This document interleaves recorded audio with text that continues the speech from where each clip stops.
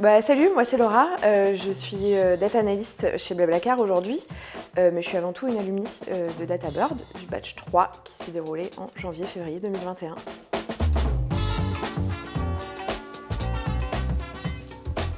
Je m'appelle Laura, je suis data analyst aujourd'hui chez Blablacar et je suis alumni DataBird du batch 3.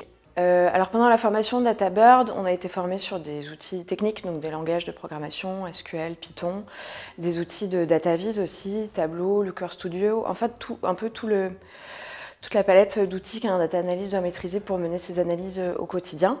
Le programme de formation était construit de telle manière à ce qu'il y ait beaucoup de pratique. En fait, on avait 2 heures de théorie le matin et le reste de la journée était vraiment dédié à la pratique, ce qui rendait cette formation très concrète et surtout très activable dès la fin.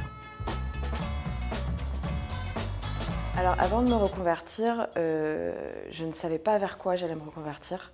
Je savais que j'avais des appétences analytiques, mais je faisais un métier très différent.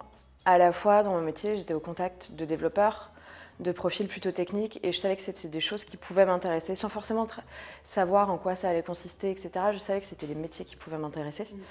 Et quand je me suis un peu renseignée, du coup, je suis rentrée vraiment par le biais de cette formation, ce qui m'a permis de me renseigner un peu sur les métiers de la data. Et là, je me suis dit, en fait, c'est exactement ce que je cherche.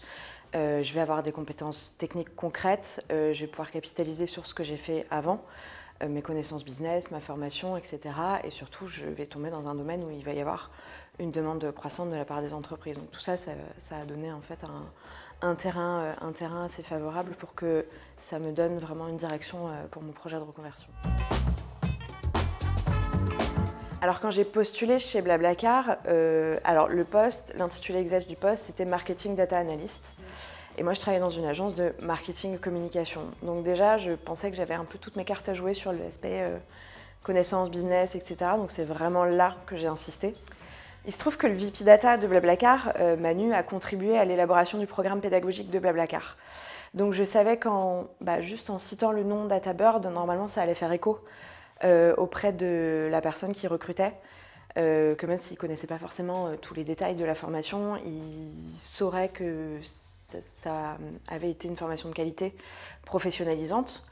Après, il y a eu des cas techniques, on ne va pas se mentir, pour tester mon niveau en SQL, mon niveau en DataVis, en présentation, etc. Cas techniques qu'il fallait, quoi qu'il arrive, réussir. Donc c'est là aussi où j'ai démontré, on va dire, mon bagage technique et ma capacité en fait à finalement être autonome pour résoudre des sujets analytiques. Là où j'ai insisté, c'est vraiment ma compréhension en fait des enjeux marketing, ma compréhension de ce que les équipes métiers en fait faisaient au quotidien, et du coup la vraie plus-value que je pouvais apporter à essayer de vulgariser ça un peu du côté technique et de traduire vraiment ces besoins métiers en besoins techniques et vice-versa, et aussi pouvoir être force de proposition sur des sujets analytiques, etc. Alors, si j'avais des conseils à donner, le premier, c'est déjà de continuellement se former. Parce que, en fait, les compétences techniques, ça n'est pas parce que vous savez coder SQL ou vous êtes un as en Python qu'on va vous recruter.